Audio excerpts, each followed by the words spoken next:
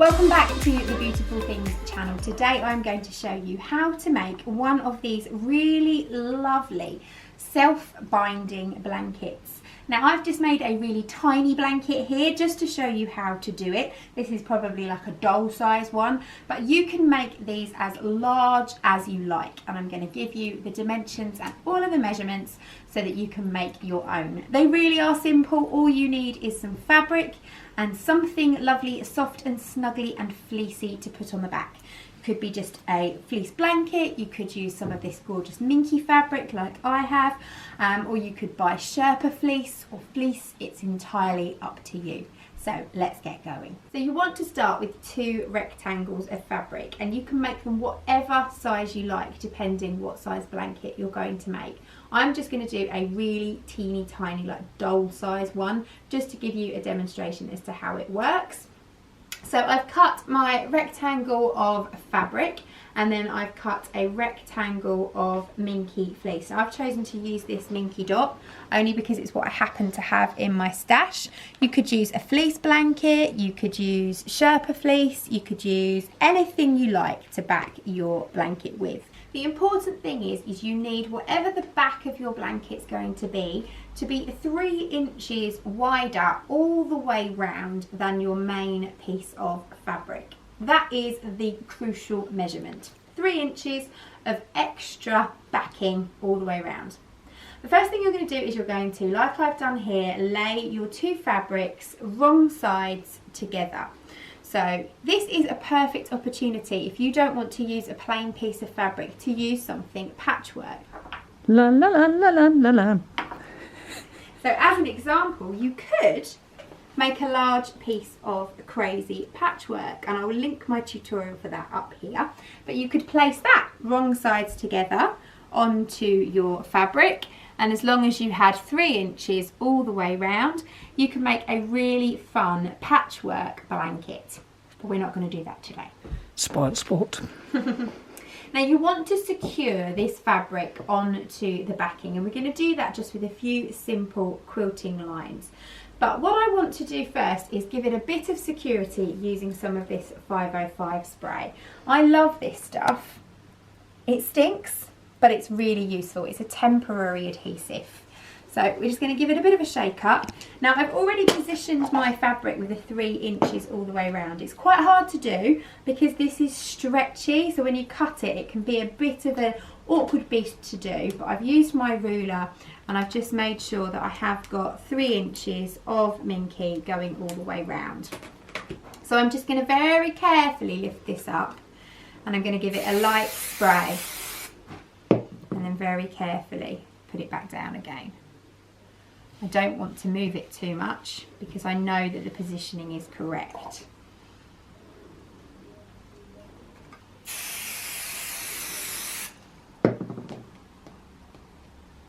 And this probably isn't the right way to do this, but it's the way I do it. So that's going to just give it a little bit of help and keep it in place. Then I'm going to draw some quilting lines. So I'm firstly going to work out where the centre of my fabric square is, and I'm going to draw a line. I'm just using a Clover Chaco pen. These are really good. They have a little metal wheel in the top. There's no way the camera will focus on it, unfortunately, but it will give you a really fine line of chalk. So I'm just going to draw that line right across the centre of my fabric, and you can do whatever design you like. You could do diamonds if you wanted to, but I'm just going to keep it really nice and simple today, and I'm going to just break this up into segments, and again on this side.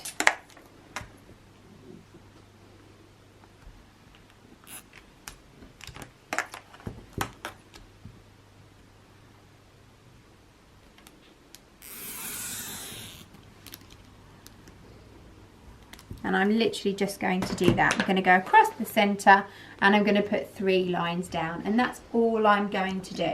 So I'm going to stitch over those lines, making sure that I've got a yellow bobbin in the bottom of my sewing machine, because you will see these threads on the bottom. You can choose what colour you want to use on the top. You can either go for something zingy that's going to make it pop, or you could do the blue, for instance, that would make it just disappear. I'm going to use yellow on both sides. So off you go, stitch over all of those lines. If you want to and you're not happy relying on that glue, then you can take some pins and just pop some pins through. But obviously you don't want to put those in before you draw your lines, else you're not going to be able to lay your ruler flat on your fabric. So I'm just going to put a few in there just to keep me happy and keep my levels of sanity low. No, not low. Sanity high. I'm not sure about my levels of sanity, if I'm honest. No one is, Claire. Shush. I've got a talking tripod, it would appear today. Thank you, Elspeth. That's a pleasure, dear. So I've pinned all of those, or will have pinned all of those by the time I stop talking to you. I'm going to go and sew them, and then I'm going to bring this back to the table, and you're going to want to do the same. Off you go. So I'm starting in the centre. It's just going to help me stop my fabric from moving too much. I am going to do a little back tack. And I've lined my sewing machine up so that my pen line or my chalk line is running down the groove in the middle of my presser foot.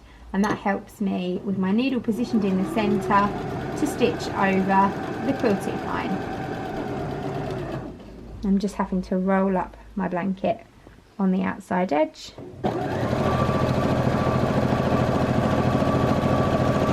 To fit it through the machine.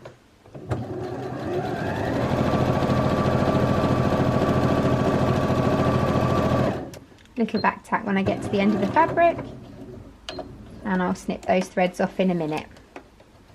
Before I move on to the left and right side lines, I'm going to turn my blanket and I'm going to do the horizontal line that runs across the middle. It doesn't matter whether you do the horizontal or the vertical first, but just do those central lines first of all. And I'll come back to you when it's all fully sewn. So once you've sewn all of your quilting lines, you're just going to snip off your threads nice and close to the fabric, and this is when the magic is going to happen. We are now going to work on our corners. So I'll start with this corner over here just to make it easy to show you. What you're going to do is you're going to take your quilting ruler, make a mark 1/4 of an inch away from the point of your fabric. And you're going to remove this corner, but you want to leave 1/4 of an inch seam allowance, and you want to remove it with a 45-degree angle. So if you take your quilting ruler, there will be a 45 line on there. So you can use that 45-degree angle line, so it's nice and straight against your corner, but you've got your 1/4 of an inch seam allowance. And you just have to do it fairly roughly because, as I say, this minky does stretch. You want to just leave 1/4 of an inch between the point and your ruler, and make sure that you're cutting at a 45-degree angle. And then you're going to repeat that on all 4 corners. So at this point you might want to go underneath and just give your corner a little bit of extra spray mount before you do this part. You're then going to pick up your 2 corners of fabric and you're going to bring your minky right sides together. This is where that glue comes in. It's going to hold that piece of fabric in place, because you're then going to clip up those raw edges.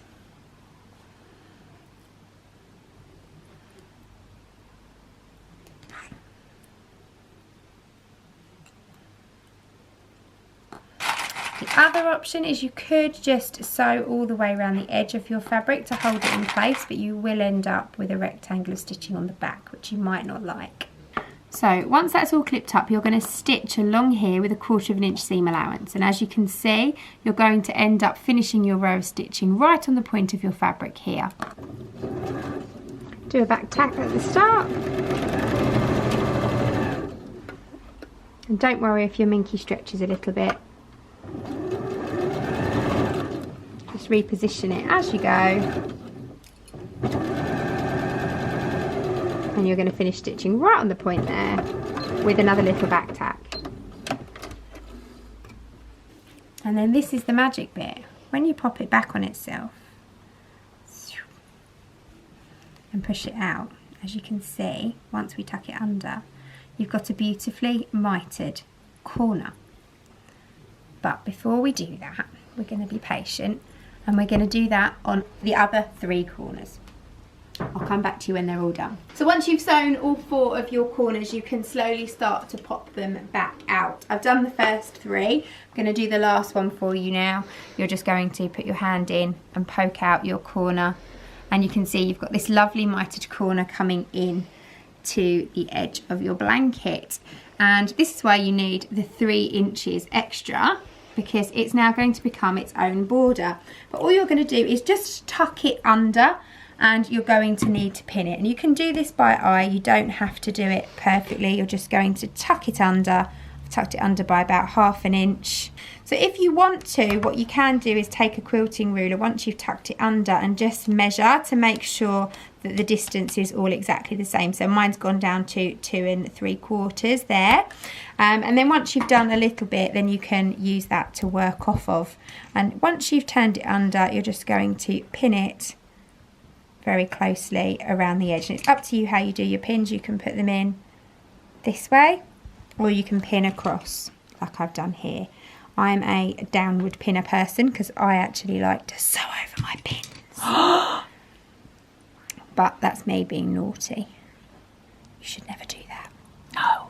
So you're just going to work your way around your blanket, pinning it underneath, and then you're going to simply top stitch all the way around with about a 1/8 seam allowance, all the way around the edge to top stitch your binding down onto your blanket.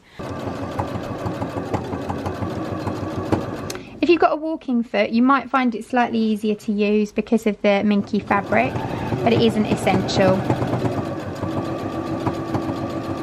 I've put my stitch length up to 3 just to give me a bit of a neater, even stitch. So once you've top stitched all the way round, you can see you've got yourself a lovely little blanket with a nice edge.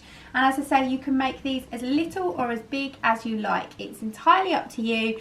Just your finished size is going to be the size of the piece of fabric that you put inside, and then you're bringing over the 3 inches worth around the edge. So whatever size you want it to be, cut your fabric that size, and then you're going to want to cut your fleece 3 inches larger all the way around. So thank you very much for watching. I hope you've enjoyed this tutorial. I will see you again really soon.